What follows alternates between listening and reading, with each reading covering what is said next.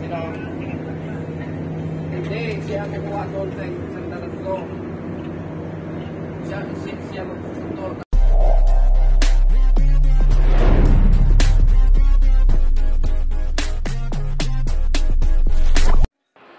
Good morning mga amigo. Napakasarap talaga dito sa probinsya.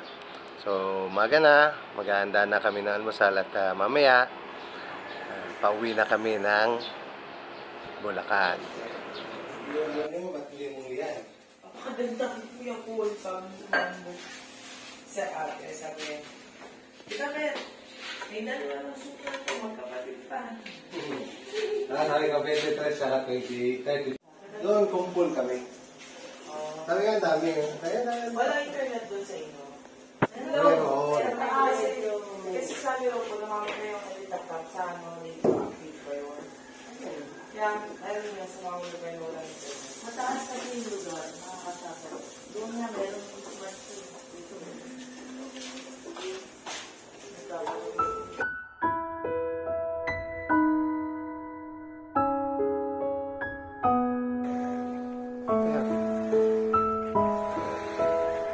Yung tinulugan namin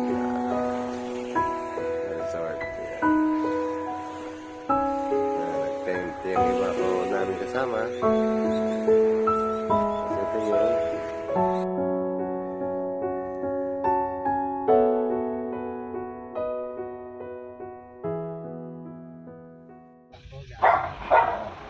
So ito na mga amigo, paalis na tayo dito sa Canyayo, Santa Fe Romblon, kung saan dito kami nag-stay for 2 days.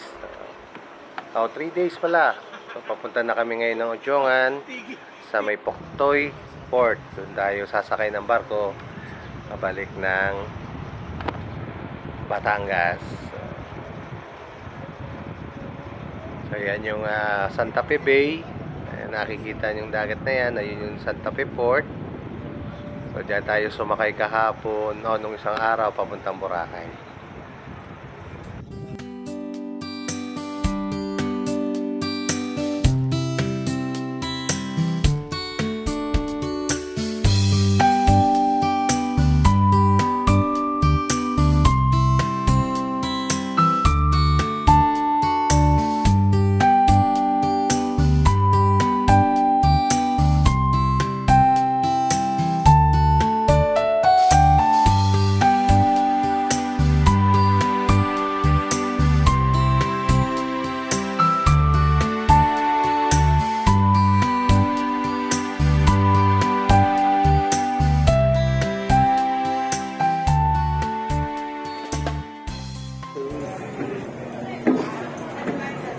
So mga amigo, dito na tayo ngayon sa Ojongan. Dito tayo, kakain muna tayo ng lunch. Dito tayo sa Riverside Restaurant. Ayan.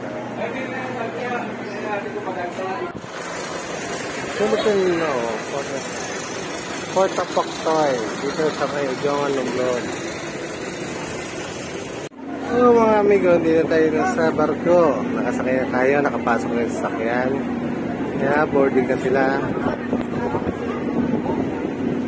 Boarding na sila. Ay, aking pamilya. So, ito yung economy. Kami doon sa... Mamaya papakita ko yung loob ng airport. Pasok naman tayo sa air condition. So, itong barko ito ay ang Del Rosario ng Montenegro Shipping Line. So ito mga amigo yung pinaka aircon nila. Makita natin maganda yung mga higaan nila dito, yung mga bed nila. So, ang ganda, relax at malamig. Nakita natin mga amigo, ang galing ng asong ito. Kasama ito dito sa barko. Alaga nila ito dito sa barko. So ngayon tayo ay paalis na ng port ng Ojongan. Ayan ang Port of Ojongan, napakalawak. Talaga namang napakalinis. So, napakaganda bumalik ulit dito sa Tablas Island. See you again na Tablas Island. Balik kami dito.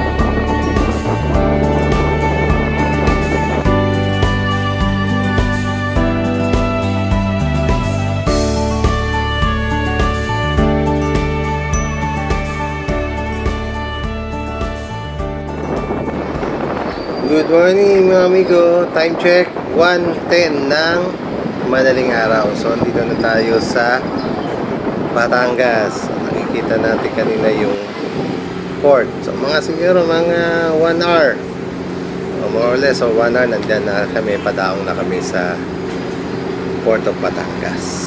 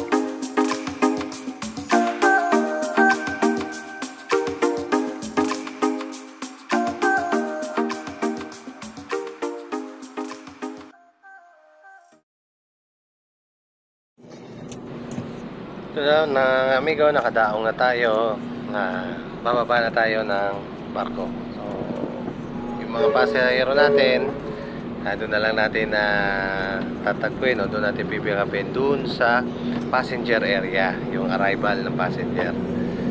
So doon kami makikita, kasi dito sa Batangas hindi pwedeng mag-aantay lang sila sa labas ng barko, kundi doon mismo sa may loading and unloading zone ng pier. So doon na kami magkikita.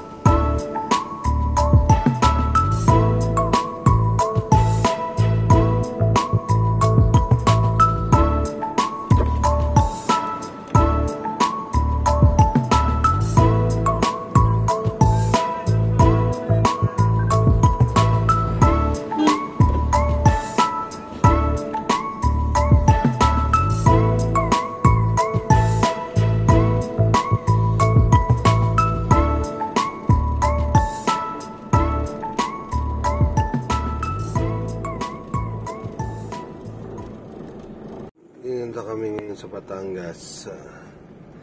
Kadaong na, inaantay na lang namin, inaantay ko na lang yung mga sakay namin. Maraming salamat mga amigos sa pagsama nyo sa amin habang kami ay bumabiyahe pabalik ng Batangas. At maya maya, tutuloy na kami ng Bulacan. Salamat at see you on our next video. Camera ready, action.